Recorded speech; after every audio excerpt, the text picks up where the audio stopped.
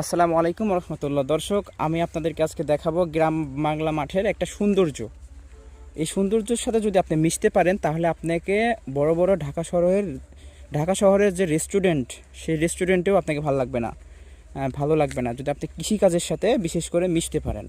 এই পাশে হচ্ছে 1 বিঘা জমিতে কি সুন্দর একটা রসুন চাষ করা হয়েছে। আমরা দেখতে পাচ্ছি যে একটু হলুদ হলুদ গাছ, এটা হচ্ছে রসুনের গাছ। আবার সামনে এই পাশে আমি দেখতে পাচ্ছি যে হচ্ছে পেঁয়াজের গাছ। 1 বিঘা জমিতে সেই পেঁয়াজ লাগানো হয়েছে।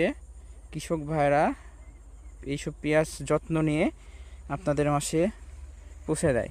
কিন্তু একটা দুঃখের বিষয় কি, যে যারা কৃষি কাজ করে, কৃষি নিয়ে উদ্যোগ করে, তারা কোনোদিন বড়লোক হতে পারে না। হ্যাঁ, কিন্তু এই পেঁয়াজগুলো না খেলে, এই রসুন না খেলে আমরা মরে যেতে পারি। তারপরেও এই ওই আপনার এই কৃষক ভাইয়েরা বড়লোক হতে পারে না। কিন্তু আপনি দেখবেন ফলো করে, যারা হচ্ছে বাইক কোম্পানি থাকে, তারপরে হচ্ছে আরও মাইক্রো কোম্পানি থাকে, তারা অনেক বড়লোক হয়ে যায়। কিন্তু মাইক্রো আমরা না চালালে মরে যাব না। কিন্তু এই কৃষি কাজ যদি মানুষ করা ছেড়ে দেয় তাহলে আমরা না খাওয়া করে মরে যাব। তারপরেও কৃষক ভাইরা কেন বড়লোক হতে পারেন না, এটা অবশ্যই আপনারা জানাবেন ইনশাআল্লাহ।